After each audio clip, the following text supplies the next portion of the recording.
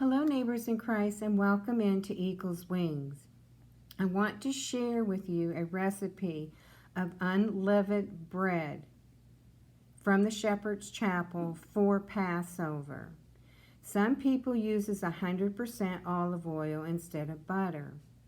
Also, if you want to anoint your family and home this Passover, you can take 100% olive oil and ask God, Yahweh, to bless the oil.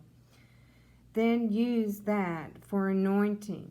Remember that the death angel, who is Satan, must pass over you through Christ Jesus. On Passover, April the 3rd, 2021, I will be uploading lectures of Shepherd's Chapel throughout the day.